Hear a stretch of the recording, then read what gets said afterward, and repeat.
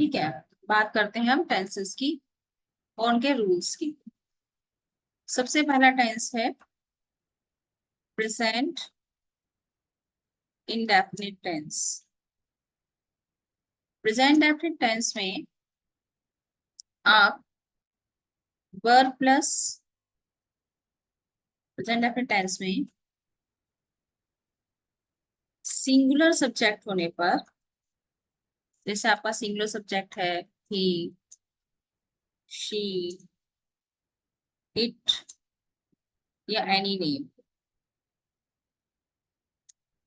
और खास तौर से मैं बात कर रही हूँ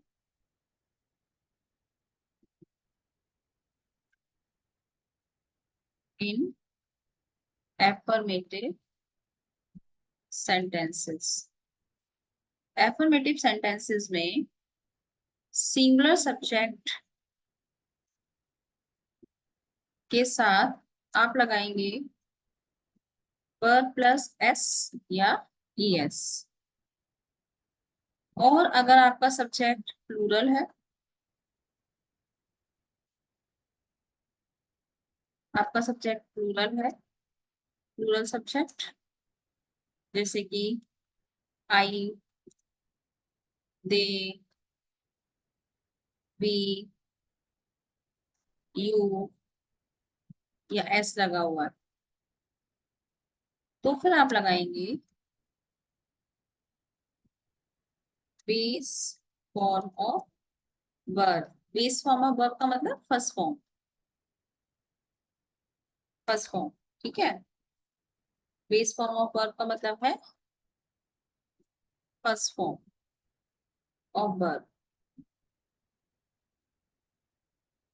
for example, he goes to school,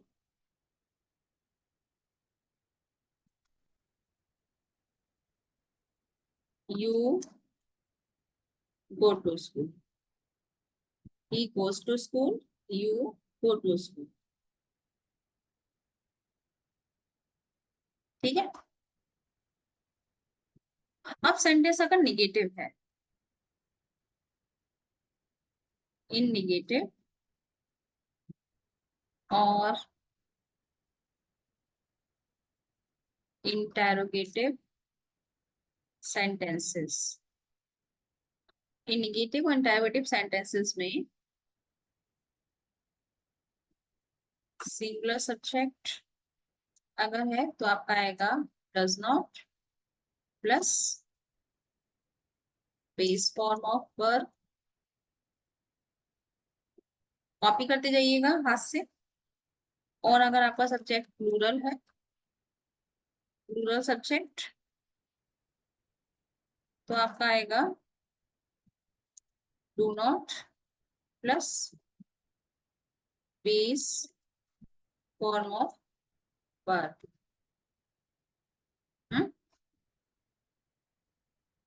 इसका एग्जांपल देखिए।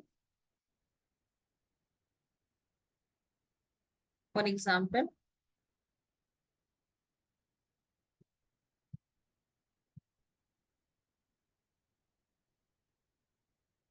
he does not go to school, और दूसरा एग्जांपल रहेगा you do not go to school। आप लोगों को ये आता होगा। बिल्कुल क्लैरिटी रखिएगा कि हमको कहाँ एस लगाना है, कहाँ ई एस लगाना है, कहाँ पर हमें फर्स्ट फॉर्म लिखना है, कहाँ हमें डू नॉट लगाना है, कहाँ डज नॉट लगाना है। आता होने का मतलब ये नहीं है कि आप सिली मिस्टेक्स करें। ठीक है, अब आप डालिए usage of present indefinite tense. Present indefinite tense कहाँ का यूज होता है। ठीक है,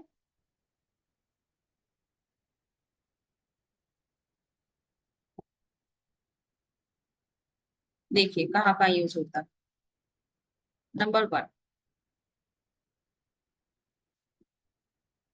जहां आपको रिपीटेड एक्शन नजर आ रहा, कोई काम बार बार हो रहा, जैसे कि he wakes up at 5 o'clock. He goes to school daily.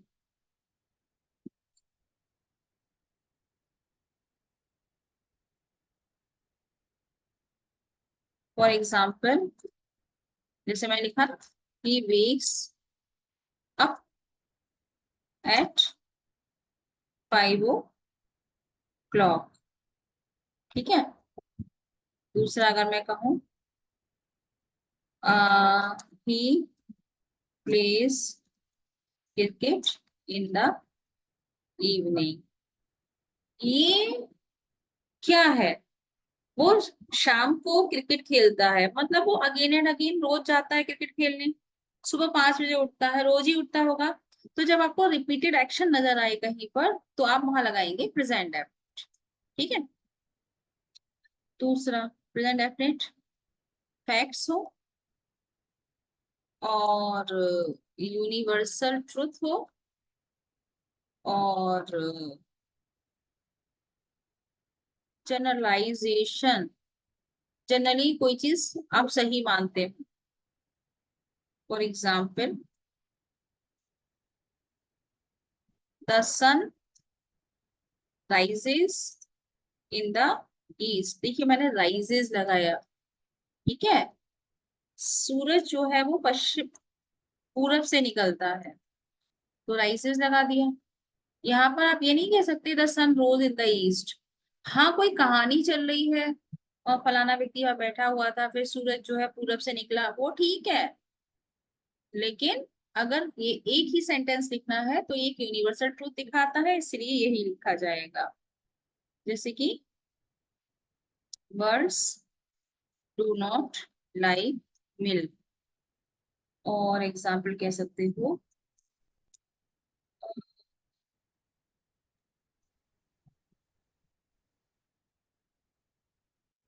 बस इतना ही काफी है। और कहाँ आता है ये? Scheduled actions, scheduled events in the near. जैसे मैं कहूँ तुम्हारा स्कूल कितने बजे स्टार्ट होता है? 8 बजे। तो एक शेड्यूल्ड एक्शन है, रेगुलरली 8 बजे स्टार्ट होता है। मुरादाबाद के लिए ट्रेन कितने बजे जाती है? 5 बजे। तो ये शेड्यूल्ड एक्शन है ना, रोज 5 बजे जाती है। वहां भी हम लगाते हैं the train leaves tonight at 6 PM। ठीक है। जैसे कि the party starts at 8 o'clock।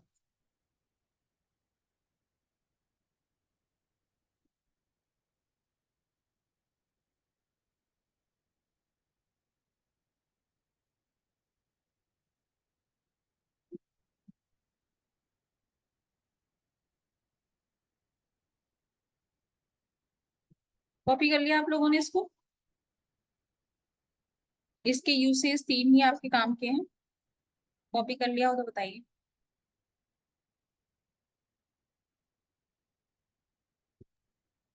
Yes ma'am. ठीक है, दूसरी टेंस बताती हूँ। नो मैम, अभी नहीं हुआ। करो, कॉपी करो। ये प्रेजेंट डेफिनिट टेंस कंप्लीट हो गया। मैं कभी भी पूछूंगी आपसे, कहीं भी डाउट हो अभी पूछ लीजिए।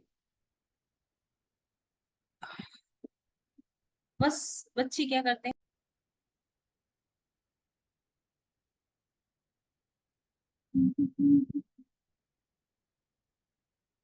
Present continuous tense, present continuous tense लगाएंगे क्या हम इसमें? बहुत सिंपल सा रहता है ये। इसमें हम लगाएंगे is, are, am plus I N G, I N G in base form of verb.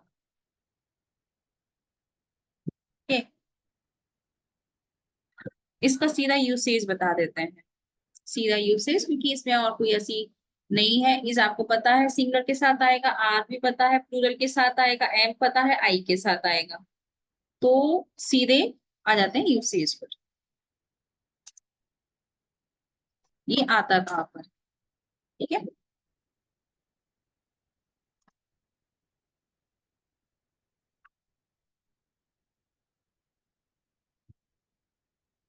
देखिए number 1, something that is happening now before the speaker. जो स्पीकर कह रहा है ना, उसी के सामने कोई चीज घटित हो रही है, तो आप लगाएंगे present continuous. For example, you are learning English now.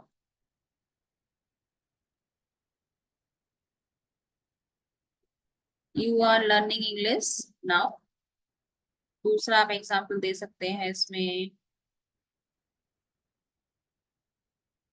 Look she is crying. ठीक है। मैम ये एक बार फिर से समझा दीजिए। प्रेजेंट कॉन्टिन्यूअस, कोई भी काम प्रेजेंट में कंटिन्यूअस हो रहा है, कंटिन्यूअस मतलब हो रहा है। जब ये काम हो रहा है तो हमने जैसे बोला ना, you are learning English now, तो बोलने वाला स्पीकर उसको वो काम करते हुए देख रहा है, तुम इंग्लिश पढ़ रहे हो, वह रो रही है, फलाना खेल रहा है, बच्चा दूध पी रहा है, तो स्पीकर जो है उस काम को होते हुए देख रहा है, तो हम आईएनजी लगाते हैं, is are am plus I N G. ये तो पहला यूसेज हो गया। दूसरा usage, longer actions in progress now. कोई लंबा एक्शन और वो अभी भी प्रोग्रेस में है, वो अभी भी चल रहा है। जैसे, तो एग्जाम्पल, फॉर एग्जाम्पल जैसे कि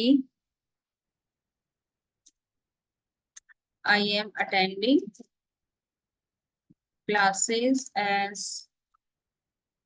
पिनेकिल to clear SSC CG, SSC CGL exam. ठीक है। तो मैं ये काम कंटिन्यूअसली कर रहा हूँ, बहुत टाइम से चल रहा है, तो उस सेंस में आ जाता है। एक आता है आपका, जैसे नियर फ्यूचर। ये ध्यान से देखना, नियर फ्यूचर, नियर फ्यूचर में कुछ होने वाला है।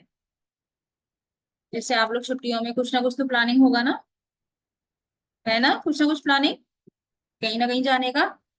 यस और नो, कोई कहीं जा रहा है तुम में से, जा रहा नहीं, नहीं जा रहा है, यस जा रहे हो, कहाँ जा रहे हो? नानी ले। नानी को। Very good. In the near future.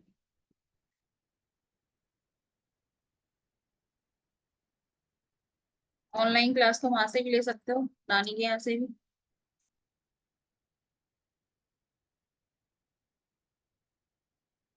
I am going to my masses house in my summer holidays. अगर यहाँ पर आप विल लगाओगे ना, तो विल में प्लानिंग नजर नहीं आती है। जैसे तुम कहोगे ना, I shall go, I will go to my masses house, जाऊंगा, तो जाऊंगा का मतलब आपने प्लान नहीं किया है, ऐसे ही कह रहे हो हाँ चला जाऊंगा।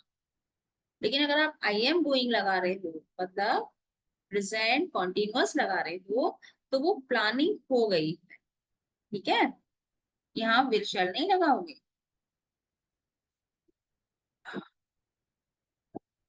एक और लिख लीजिए इसका।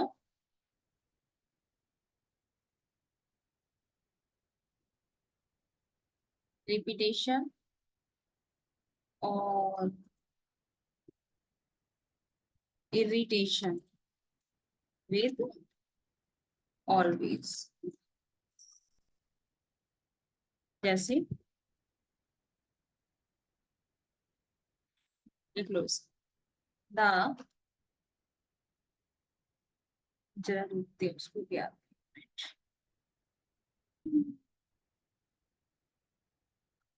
The present continuous with words such as always, ठीक है, और constantly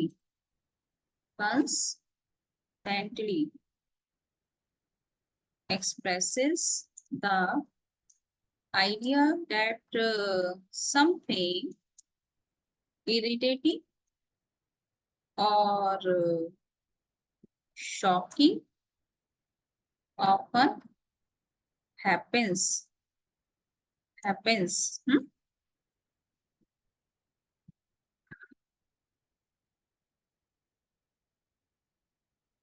ठीक है, एग्जाम्पल देख लीजिए इसकी। For example, he is constantly talking. I wish he would shut up. आपको एक दिन मॉडल्स भी समझाएंगे सारे। दूसरा एग्जाम्पल देखिए,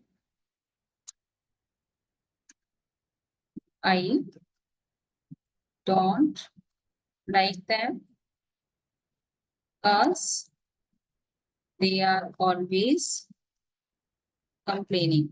ठीक है, this is present continuous tense. कोई डाउट इसमें? क्लियर हो गया? क्लियर। अप्लाई करना, सेंटेंस में यूज करना, वो तो कल तक नंबर आएगा। प्रेजेंट क्या चारों टेंस समझा देती हूँ मैं, ठीक है। मैम एक बार, हाँ बोलो बेटा। मैम एक बार फोर्थ वाला फिर से समझा दीजिए। फोर्थ वाला समझाती हूँ। क्या होता है कि जब हम किसी के एक्शन से इरिटेट हो रहे हैं,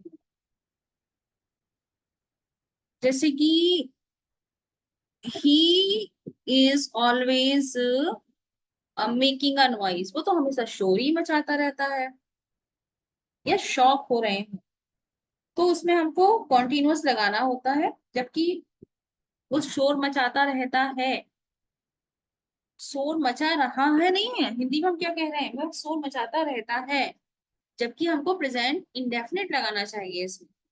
लेकिन वो एक्शन इरिटेटिंग है, शॉकिंग है, और उसमें हम ऑलवेज या कंस्टेंटली का यूज भी कर रहे हैं, इसलिए वो कंटिन्यूअस में हो जाता है, जबकि हम उसको वो काम करते हुए देख नहीं रहे हैं। वो हमेशा बातें करता रहता है, समझ रहे हो, इसीलिए। अब देखो नेक्स्ट,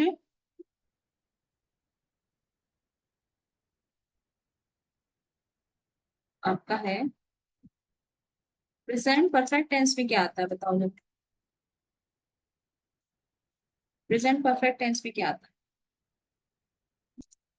कोई बताएगा? मैम हैव प्लस वर्ब के साथ। हैज या हैव? तुमने हैड बोला था क्या? हाँ नहीं मैं हैव बोला था। ठीक है, हैज है और थर्ड फॉर्म ऑफ वर्ब, ठीक है।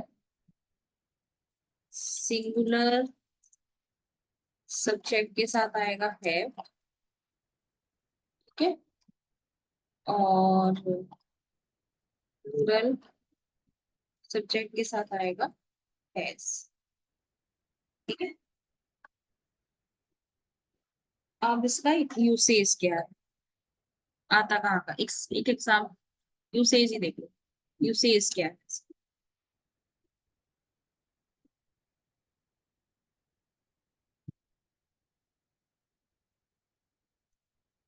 Usage of present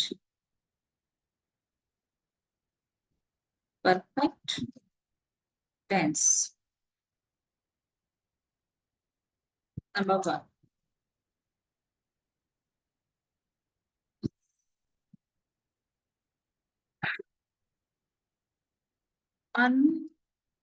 unspecified time before now। समझ लो कैसे, इसकी मैं डिटेलिंग देती हूँ आपको। ये टेंस थोड़ा सा परेशान तो करता है, समझ।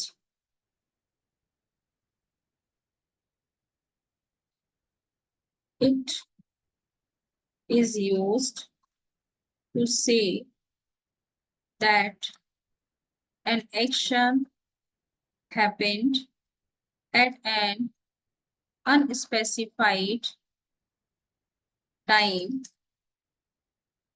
before now। The exact time is not important। ठीक है। The present perfect cannot be used with specific time expressions such as, not लिखा है, such as yesterday या 1 year, ऐसा कुछ आपको टाइम नहीं नजर आएगा। 1 year ago या लास्ट वीक, ऐसा कुछ टाइम नजर नहीं आएगा कि ये काम कब हुआ, लेकिन हुआ है। ठीक है, etcetera.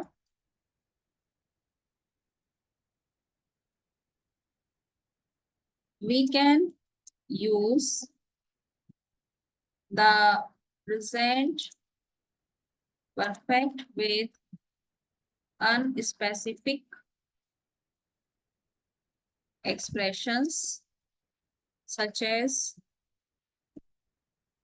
ever, never, once, many, ठीक है, many times, several times, या before, so far, already, yet, etc। ये ध्यान रखिएगा, जो मैंने ऊपर लिखी है ना, yesterday, 1 year ago, last week, ये तो सारा पास्ट इंडेफिनिट पे आता है, जो मैं आज समझा नहीं रही। आपको प्रेजेंट परफेक्ट में अक्सर ever, never, once, many times, several times, before, so far, already, ये देखने को मिल जाएंगे।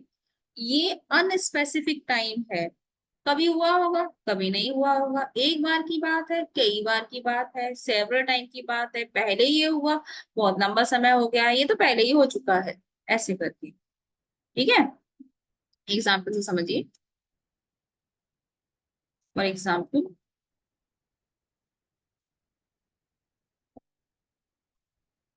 I have seen this movie twice। मैं इस मूवी को 2 बार देख चुका हूँ। अब इसमें कोई स्पेसिफिक टाइम नहीं है, वो 2 बार कब हुआ था, लास्ट ईयर हुआ था, 4 साल पहले हुआ था, बचपन की बात कर रहे हो, कुछ स्पेसिफाई नहीं किया, इसलिए यहाँ पर हैज हैव आ जाएगा। जैसे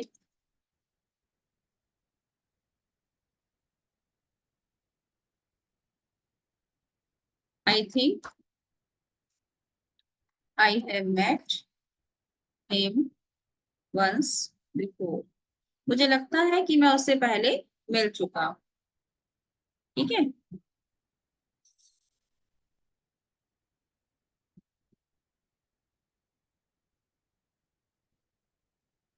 दूसरा यूसेज इसका रहेगा एक्सपीरियंस। ये टफ है ये वाला टेंस, ठीक है। It can be used to describe your experience. ये बहुत ध्यान से देखिएगा, ये वाला फॉर एग्जाम्पल, जैसे मैंने कहा I have been to France. कोई इस सेंटेंस का मीनिंग जानता है? I have been to France.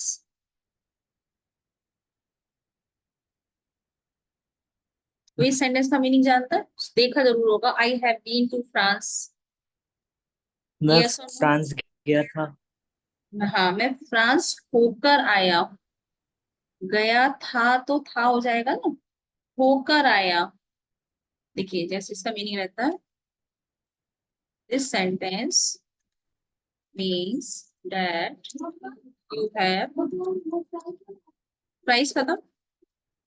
हाँ देखो, been in France, maybe you have been there once, मतलब आप कभी वहां गए होगे, और सेवरल टाइम्स, या कई बार गए। ठीक है,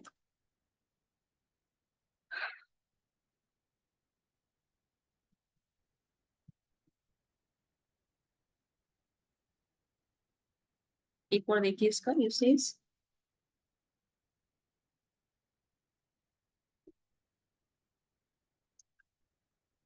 it is used to talk about change that has happened. सबके नोट्स कॉपी पर होने चाहिए। मुझे कॉपी चाहिए, मैं कॉपी का पिक मंगाऊंगी आपके नोट्स का, कि आपका ये प्रेजेंट टेंस पूरा है या नहीं है।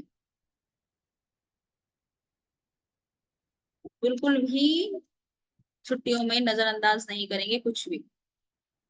मेरा तो पूरा स्ट्रिक्टली चलेगा सारा, मैं कहीं भी आपको मौका नहीं दूंगी छुट्टी मनाने का। You have grown since the last time I saw you. ये वाला टेंस यूज होता है एक चीज दिखाने के लिए। जब मैंने लास्ट टाइम तुम्हें देखा ना, तब से अब तुम बड़े हो गए हो। तो देखो सिंस, या ऐसे समझ लो, सिंस अगर तुम्हें दिख जाए बीच में कंजंक्शन की तरह, तो सिंस से पहले प्रेजेंट परफेक्ट ही आएगा। ओके, और सिंस के बाद पास्ट इंडेफिनिट ही आएगा। अब आप अपनी टर्मोलॉजी में सेकंड फॉर्म फर्स्ट फॉर्म हटाकर टेंस यूज करना शुरू करें। जैसे कि सिंस से पहले क्या आएगा? Present perfect. आप ये ना बोले हैज हैव आएगा, आप ये बोले प्रेजेंट परफेक्ट आएगा। अच्छा मैम, सिंस के बाद क्या आएगा? पास्ट इंडेफिनिट आएगा।